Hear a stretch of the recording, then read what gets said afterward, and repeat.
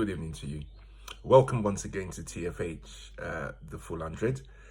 Today is Tuesday, the 19th of May, and it's a very hot day here in the UK, and I hope it's warm for you guys all over the world as well. Guys, today is a really crazy show. I actually titled it Trump Madness Reloaded. So guys, without further ado, let's get to today's show.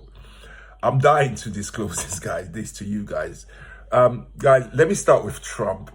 I'm not sure you guys, I don't know how many of you guys actually listen to the real news, as in the TV news, the CNNs and the BBCs and the Skies and stuff like that.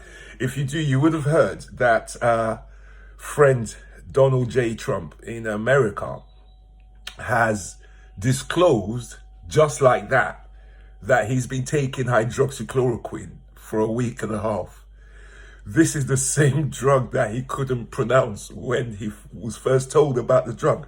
He was first told about the drug. He came on stage and he said hydroxychloroquine is going to cure everything. This is great. We've got the solution. Before he was told about this, there was countries doing trials. Brazil was doing trials. Japan was doing trials. What other country was doing? There was at least 3 or 4 countries doing trials at the time. Germany was doing trials as well. France was doing trials. However, within a week or two, 8 people died in Brazil from the trials. Japan stopped the trials. Brazil stopped the trials. The CDC in America advised that this is no good. It's fine for malaria, but we can't try this on people because people died on the trial, and that's the last thing you want when you're trying a vaccine or a pill and people die. So if you've been watching my platform, you would have heard me mention hydroxychloroquine and Trump trying to push it, and Trump being told, no, stop selling it to the people. Anyway, people, yesterday he had a press conference, sat down, and without warning, he just said, yeah, I've been taking hydroxychloroquine. Press are asking him, why are you taking it? Did the White House doctor tell you to take it? He said, no, I asked the doctor that I wanted to take it, and doctor said, yeah, it's fine. Now, I don't believe this guy. He's either lying or he's got the craziest doctor on earth, because this thing causes mood swings. And we know this guy, his mood swings is like he's on crack cocaine, okay? We know he's got a bad heart. He's overweight.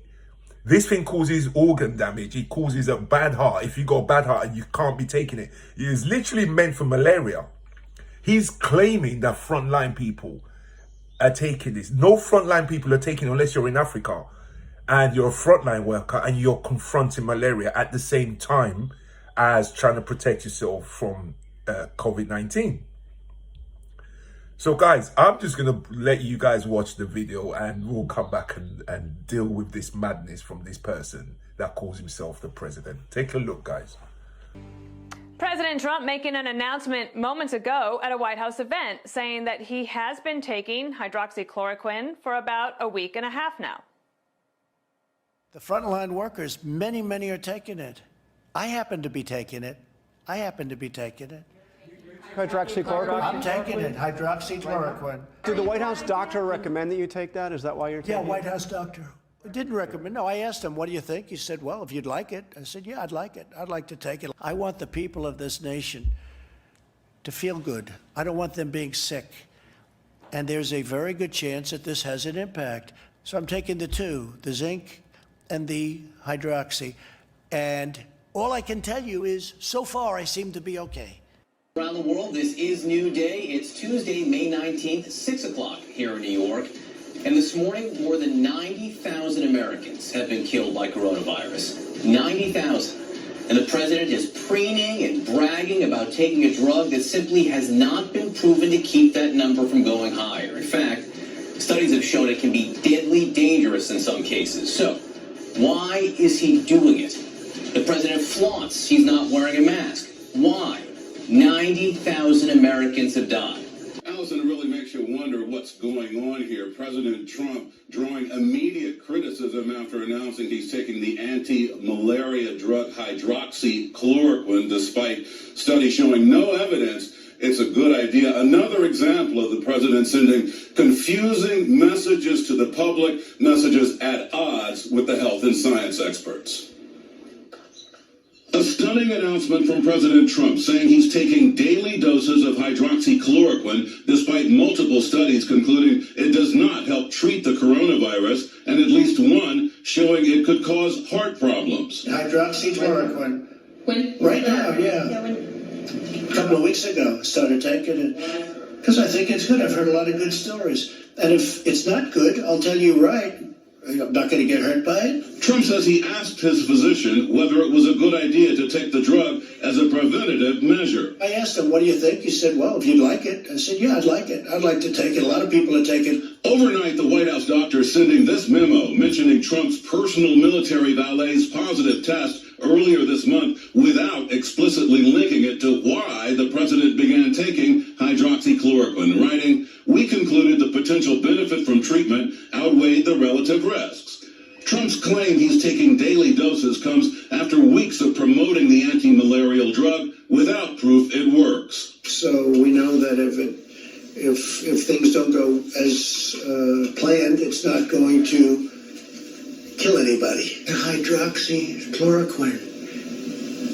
Try it if you'd like. What do you have to lose? The president often going against the advice of his own medical experts, like defying CDC guidelines in March, saying he would continue to shake hands. You can't be a politician and shake hands. Trump refusing to wear a face covering even while touring this mask manufacturer in Arizona.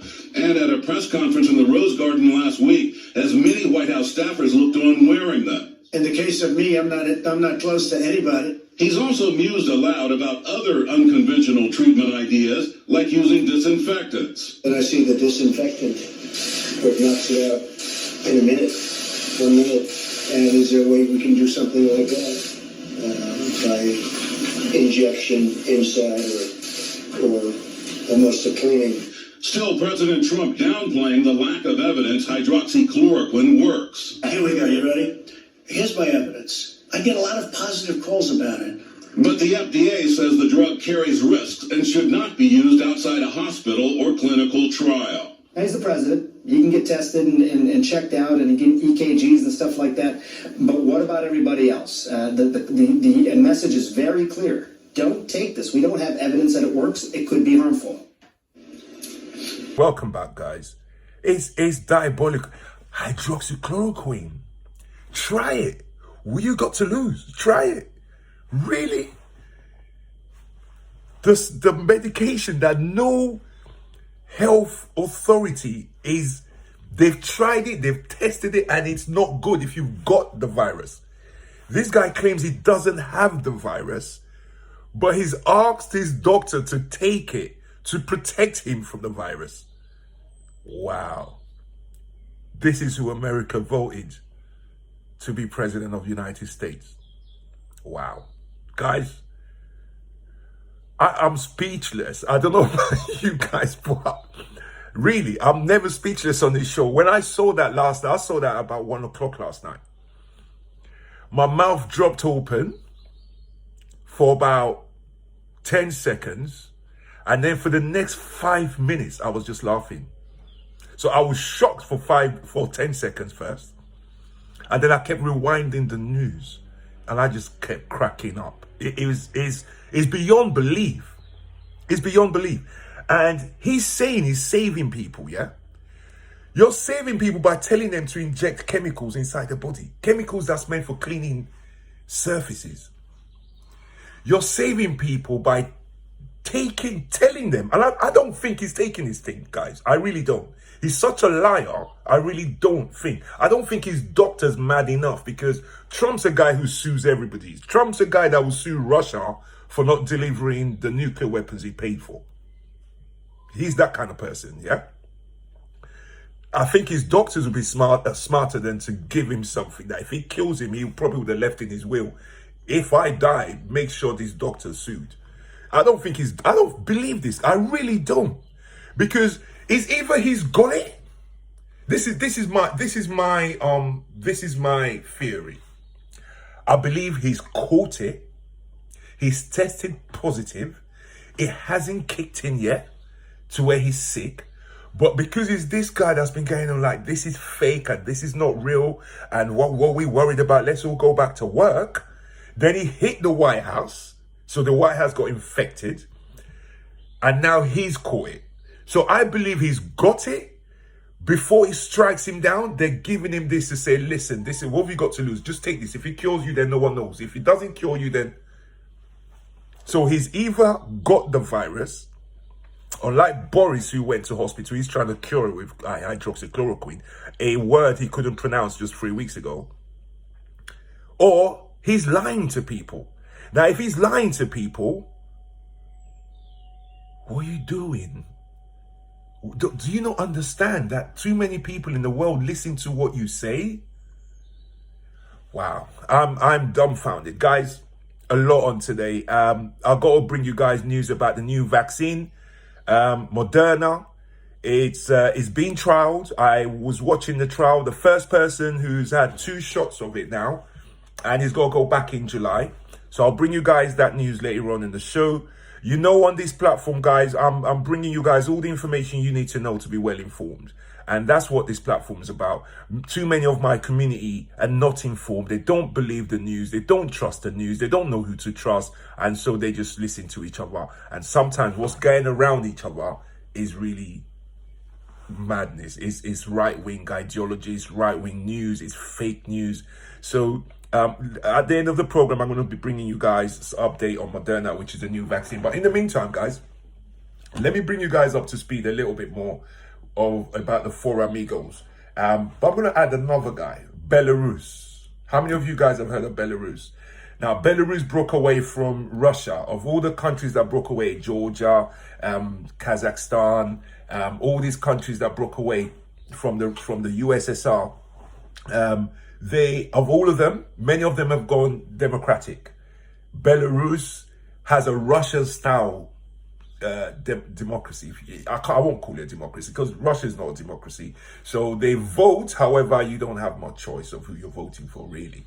So his stories popped up on the news today. So here's a little roundup of our 4 amigos, our 4 strong guys, our 4 deniers. These are the 4. Now, if you add Belarus's prime minister or president, whatever title he gives himself, if you add him, that becomes 5. So we got Boris Johnson, who they call the rich man's populist. So he's the rich man's populist, but it's just the same as them. You got Russia, who's the East European populist, but he's not really a populist. He's a populist by force. Then you got Brazil, who's the poor man's populist in South America. And then you got Trump, who's the uneducated man's populist. So you got these 5 guys, these 4 guys, and then add Belarus. So here's a take on how they're faring, guys. Take a look. Enjoy. A sharp rise in new cases in Brazil, 255,000 in total, putting the country 3rd on the global list behind the U.S. and Russia. A second health commissioner has resigned over disagreements with the president, who is egging on people protesting the lockdowns. Brazil's president, one of several political strongmen who like to look invincible, but their response to the pandemic has made them look weak. Here's CNN's Nick Robertson.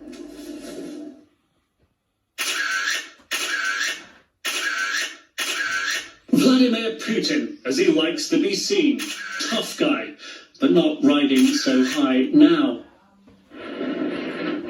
Russia, roiled by coronavirus, has raced to number 2 spot behind the US for infections. Indications are Putin's early tough-it-out stance, imagining the nation in his own invincible image. Even exporting PPE overseas and late lockdown are coming back to bite him. No clearer indication of his discomfort than Russia's apparent dissembling of the COVID-19 death toll in Moscow, effectively underreporting, although the city's health department says the way it's recording death is extremely accurate. Putin is not the only strongman leader humbled by his handling of COVID-19. Yeah, Bolsonaro, Brazil's so-called Trump of the tropics, a populist, pushes back against lockdowns, actively encouraging public rallies to demand businesses reopen. and has now lost his second health minister this month over COVID-19 differences, even as Rio's poverty-ridden favelas teem with infection and national rates rise. COVID-19 is no respecter of strongman logic. The reverse, it thrives on ineptitude. I was at a hospital the other night where I think there were actually a few coronavirus patients, and I shook hands with everybody. You'll be pleased to know, and I continue to shake hands. Even Britain's rich man's populist PM Boris Johnson was felled after upstaging the virus. A month later, after he said this, he was close to COVID-19 death in ICU. President Xi, autocrat par excellence, did what really powerful leaders can do, shutting regions down, stopping the virus in its tracks, and deflecting blame for the spread beyond China's borders. But even he isn't immune to COVID-19's invisible peril. His outreach of medical aid to the world, some of it faulty, too little, too late for many. And that, coupled to China's own crippled economy, could downscale his reach. Belarus's Alexander Lukashenko, Europe's longest surviving strongman, embodies the blindness of unchecked power, instructed no cowing to the coronavirus, ice hockey and other sporting events to continue. When even Putin demurred to COVID-19, cancelling his biggest annual power parade this month, Victory Day, Lukashenko went ahead. Thousands marched in tight formation in extreme un-pandemic proximity. So far, though, according to the state's own less than transparent stats, Belarus not ravaged as a result of Lukashenko's months-long lockdown rejection. And as autocrats like Lukashenko are economic with the truth, we may never know the real picture. Putin, who in his early COVID-19 days had Russia's patriarch overfly and bless the country, still has the worst to come and won't be able to hide from it easily.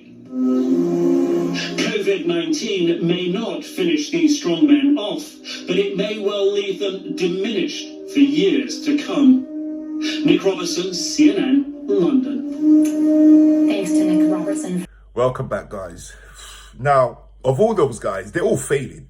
They're failing because they start from a position of denial. And that's the worst thing you can do in a crisis. That's the worst thing you can do when we have a problem. Like I say to my community as well, we have a problem. And as long as we deny that problem, we're going to keep tripping. Of all those people you saw, the only person who used his strongman, whatever title, properly was China. China used his authority to say, you know what, I am not having my people die, and he slammed the whole country down. And today they've got the least death toll out of all these people. Now, as you saw from that video, Belarus, no one knows what's going on in Belarus. No one knows. No one knows what's going on in Russia. The Russia's showing you what they want to show you and what not, because they know some things will leak a little bit, because Russia's still connected to the world. So news does seep out from Russia, and hence they killed 3 doctors. Remember I brought you guys the story last week? 3 doctors who decided to commit suicide all of a sudden. Okay, whistleblowers. Trump's firing his whistleblowers over there. Putin is making them dive out the window in a game of see if he can fly. So with Belarus, we don't know what's going on there, but he didn't shut down, as you can see from the video. Whereas Russia cancelled its victory parade day, he moved on and done his. So I'm not going to say let's stay in touch with Belarus, because to be honest, no one visits Belarus. I don't think anyone who watches my video will one day decide to go holiday in Belarus. So, I mean, I know people who've holidayed in Brazil. I always intended to holiday one day in Brazil. So I'm going to bring you where we care about, in a way. And not that we don't care about the people of Belarus, but you know what? When they wake up and get rid of their dictator and join the world community, then maybe we'll pay attention to their plight. Okay? So guys, moving on from that. Again, I brought you guys the story of the Indian nation in the US, the sad neglect that they're suffering. I've got a couple more installments just to give you more insights to draw attention to their plight. Now, I know my platform might not make a difference to how America would treat these people. I'm not stupid enough to think that they're going to see a video from myself. CNN has been blasting it for weeks and weeks and weeks. My thing, guys, is just to draw attention to the stuff that maybe we should all know about, you know, so we can tell what's going on in the world, really, you know. So yeah, I'm interested in their plight. I'm interested in their in their struggles. I can see they are trying their best, but they're not being helped. Hence, I am drawing attention to their plight. So here's a couple more videos to further bring you up to speed with their situation. It's a pretty sad one. Take a look.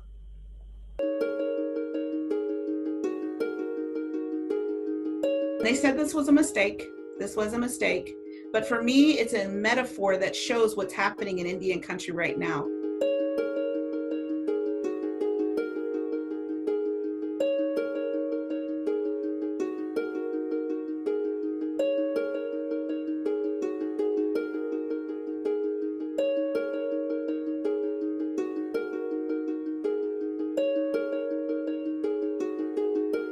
Tribes, rural reservations and villages, urban Indian communities, we are seeing our people suffer and we are seeing our people die. And we are not getting what we need in order to serve them well.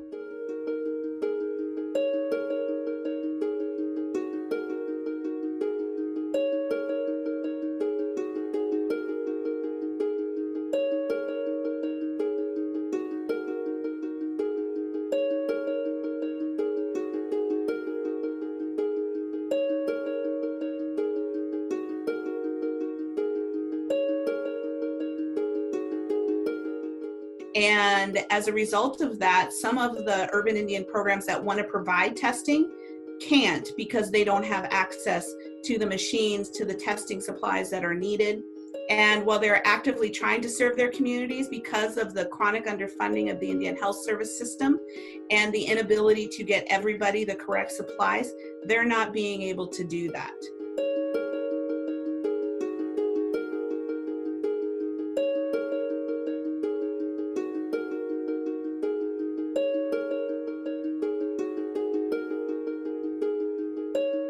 Our Native people are not being counted in the health data as Native. That means they're being counted as another race instead of as American Indian or Alaska Native for a couple of reasons. The number one being nobody ever asked them. They simply took a look at them and identified what they thought, whatever race they might be, instead of actually asking them. In other places, there may not even be a category in those data systems for American Indian or Alaska Native. And in fact, they'll be counted in a group called Other. Welcome back, guys. I mean, sending them body bags, was that the right-wing joke? Or do you think it was an honest mistake? Something in my mind just tells me, I'm not sure. I'm really not sure. I mean, how can you confuse PPEs for body bags?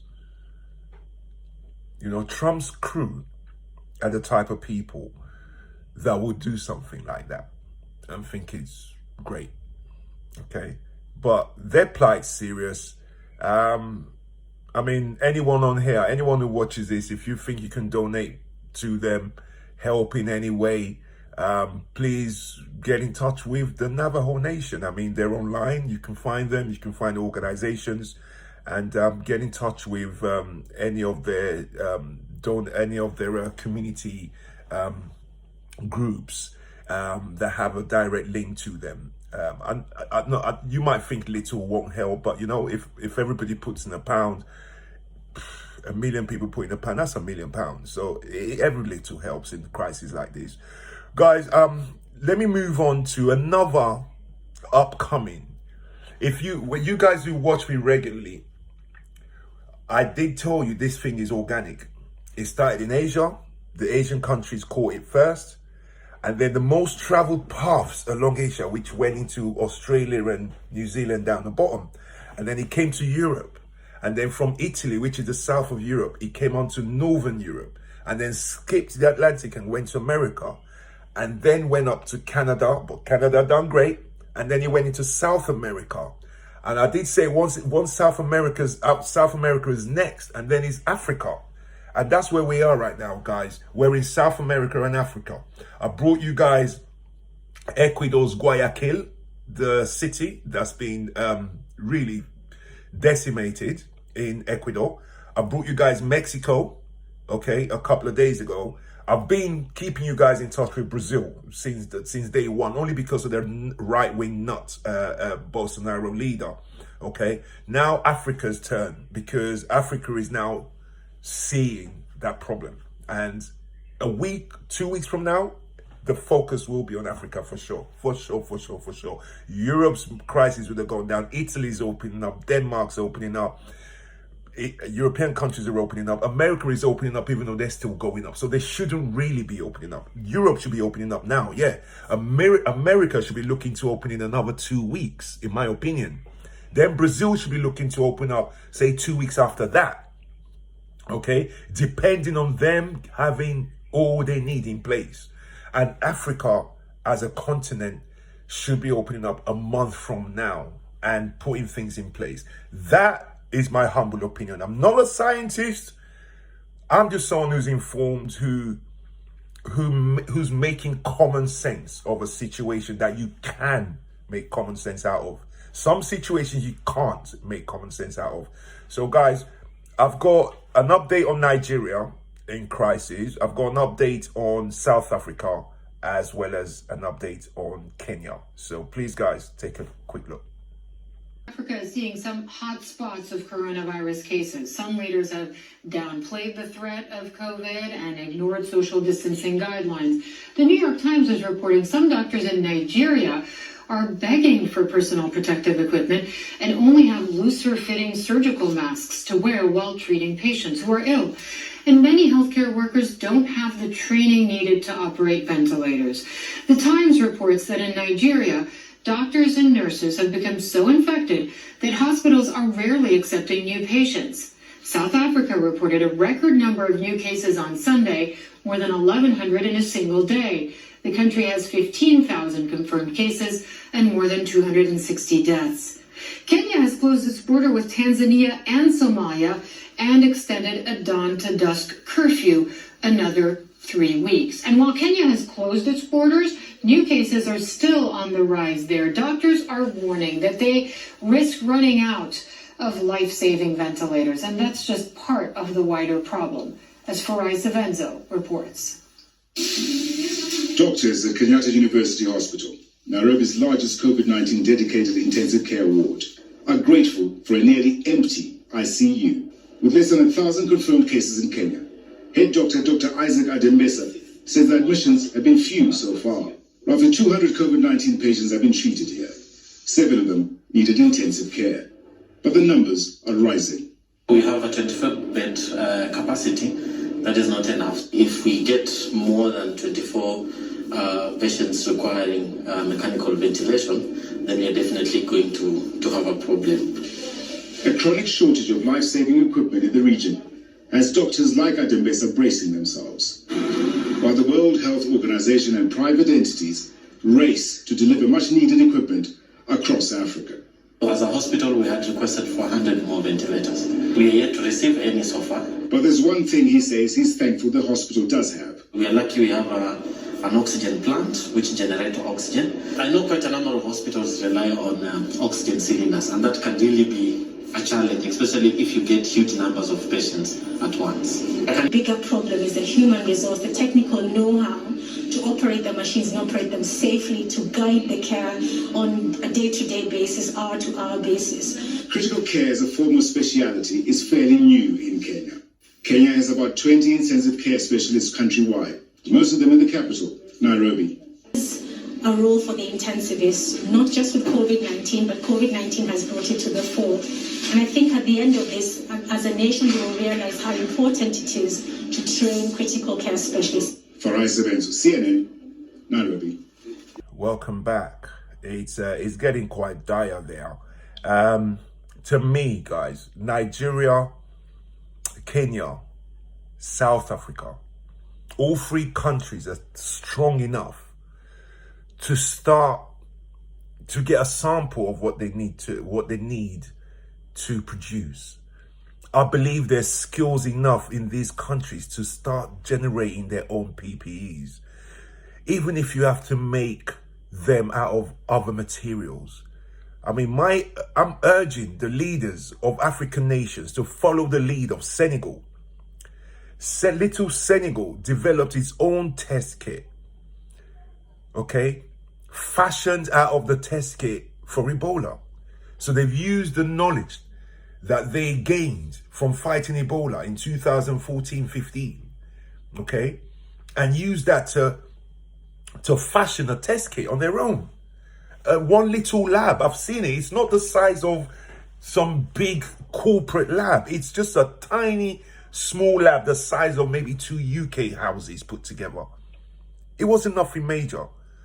So I urge the leaders, the community leaders, those in Africa who watch this, try and help yourselves through this, because these other countries haven't got enough. You saw the video of Russia, who thought he was the bad guy and he was the bad man, who coronavirus couldn't trouble, and he was giving away his stock of PPEs, and now he's begging for PPEs and producing them like mad.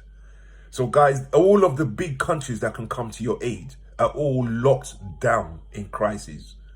This is the time for the children to take care of themselves.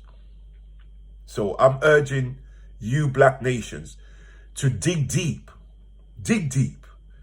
put out feeler to all your industry, all companies, all manufacturing companies, all companies that make clothes, sew uniforms, any type of anything along that pathway. Get in touch with them, bring them together, see what you can come up with. Let's not sit down and wait for countries that are suffering themselves, countries that are on their knees themselves, to think they're going to get off their knees and remember you 6,000 miles away. Come on, guys. Let's do this. You can do this. Guys, now on to Moderna, the vaccine, okay? I'm going to show you the video first, and then I'm really going to have a conversation with my black community about this vaccine. Take a look at this. COVID-19 vaccine is a step closer with news. There are more than 1,300 clinical trials underway across the globe. But just how far away are we from seeing results, and how much are these researchers working together to find the answer? Manuri Gunawadena is the CEO of clinical trials company HealthMatch and joins me now. Manuri, thanks for your time this morning. 1,300, I mean, that's a whole lot of trials. Can you talk us through the different research that's underway? Yeah, absolutely, Ali. Thanks for having me. Yeah, we've now got over 1,300 clinical trials happening globally, which is quite incredible given that when we first launched the Global Clinical Trial Tracker for COVID, there were only 200 trials at the end of March. And these trials include looking at repurposing of currently existing drugs, as well as new vaccine trials that are happening around the globe on antivirals, antibodies, convalescent plasma, and a whole range of different research that's happening.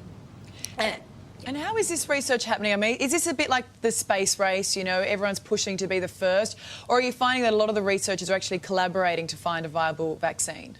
Yeah, we're actually seeing that there's an incredible amount of collaboration globally. We've seen that protocols and setup and design of clinical trials have been shared across different regions and different countries, so that scientists and researchers in various countries can actually conduct their own trials and hopefully get results sooner. I mean, it sounds really exciting when we hear 1,300 are underway, but I'm just looking at your research here, which shows that 80% of clinical trials actually fail. Why is that?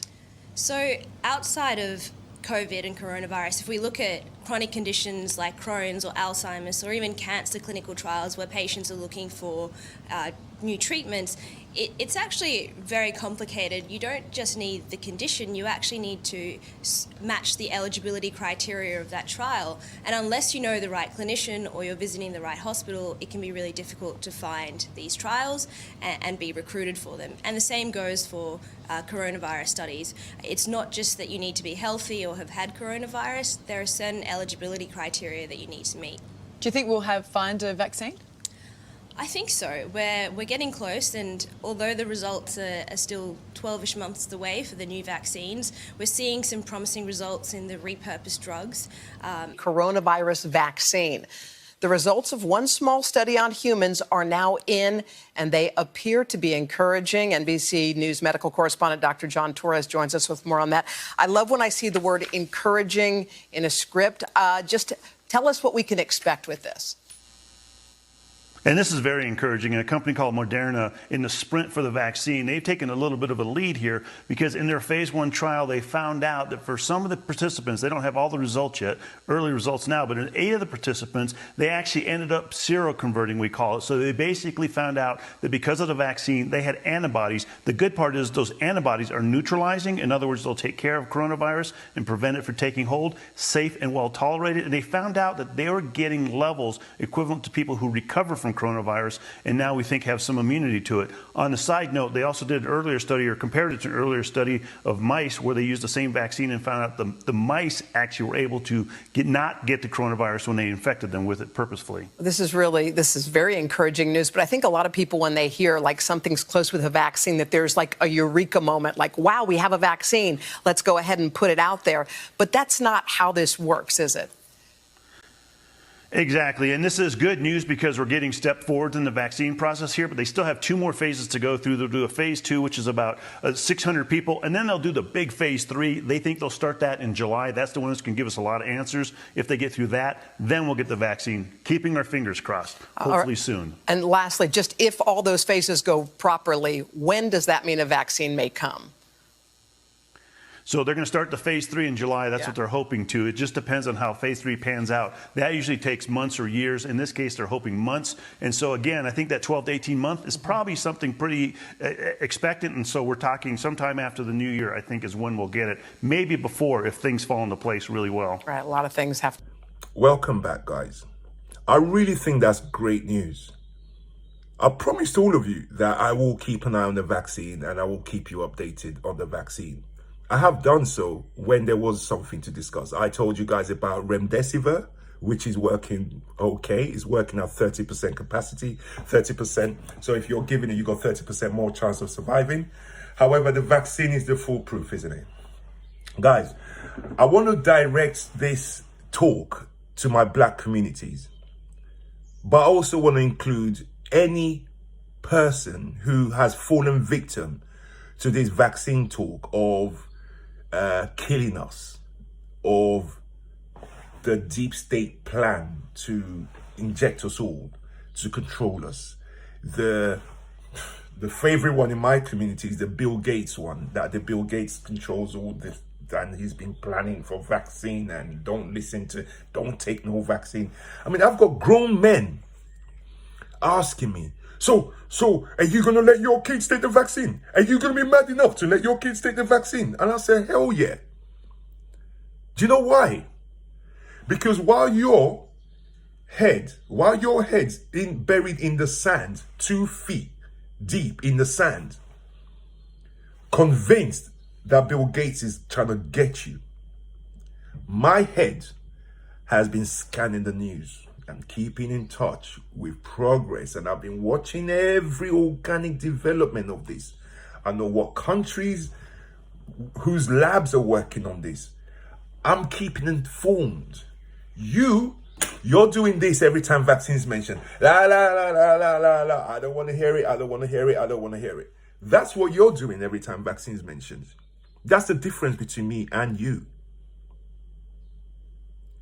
Because if you're keeping informed on this, you know that no one person controls all these companies in the race. If you're keeping informed, you know that no one country controls all these companies in the race. They're all private companies, all looking to make money. If you throw a challenge down right now, make me a bike that can fly, and 300 companies take it up, one person will make it happen. One company will make it happen first, and then a second, and then a third, and then a fourth. But if you keep an eye on the progression, you see that it's organic, just like with anything else. So although I'm really directing this as to my black community, because I know my black community has so sold that this was a planned thing against them, that they are likely to die in droves because all of their heads are in the sand and they're closing their ears to anything you got to tell them. And that's a sad situation. And that's the truth. So Mr. Boris Johnson, I'm telling you now, when this vaccine comes out, you best double over backwards to make sure that people understand every step that this vaccine took to come. Because if you don't do that, you're going to lose a lot of people who won't be vaccinated. People are going to stop from working because they're not vaccinated. People are going to lose their jobs because they're refusing to take the vaccination because they think Bill Gates is coming for them. Now, as far as I know, when I started to check this thing out, there was 120 companies involved. Now there's 1,300 different tests going on. The Senegalese are testing it. Americans, you saw the map, right? Go back to the video and watch the map. The map actually shows you which countries the tests are going on. There is not one single person controlling them all, people. No, there isn't. Okay? Last night they had the first person who received 2 shots of this, and he goes back in July. So he's had the first shot, went back, they tested him for antibodies. He had antibodies. Amazingly. Then they gave him a second shot, and then he tested him yesterday. He came back from the trial, and the CNN was talking to him live. So they've got 8 people at the moment. Of course they're going to test a lot more people. They're not going to test 8 people and come injecting us all with it. Of course not. But the key to making an informed decision, people, is staying informed with the progression. Because the way my community is going on right now, their heads in the sand, convinced Bill Gates is coming for them. And then when their head pops out the sand, they're going to hear there's a vaccine. And they go, oh, I knew it. They're going to miss the journey from when the race began to when the vaccine, through the process of trialing 8 people, then trying 1,800 people, then maybe trying 1 million people, and then the vaccine comes out. Whatever the case, I'm not saying they're going to do 1 million, but I'm just saying they've missed the processes before announcement that a vaccine's out. So if you're missing this whole gap, no wonder you're going to think, yeah, I knew it is Bill Gates is involved in that.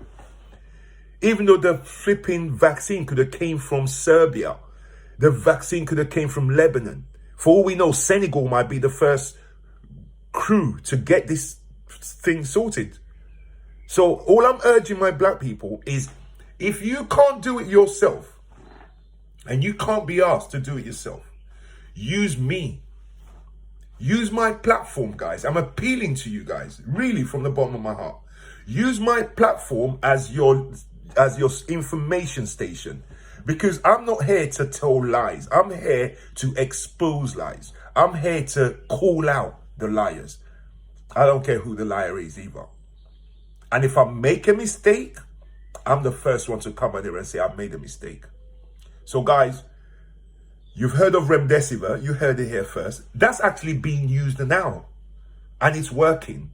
But that's a treatment. There's a difference between a treatment, if you have it, and the vaccine to protect you from having it. The vaccine is the race that's on. You saw the clip from Australia. They're doing their own monitoring. They're watching. They're trying to be the ones who break the ground. America's trying to be the ones who break the ground. We have a trial here in Oxford University trying to break the ground. We have trials by Pfizer and BioNTech together.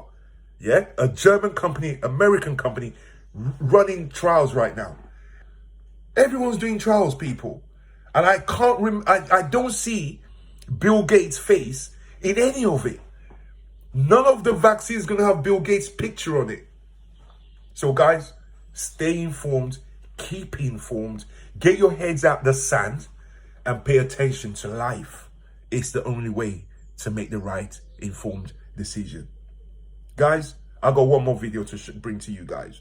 And this is why it's important to have this vaccine out there. This is why, okay? Take a look at what happens when we open up and only one person sneaks into a nightclub or a restaurant. Not sneaks in, but is allowed in, not knowing he has it.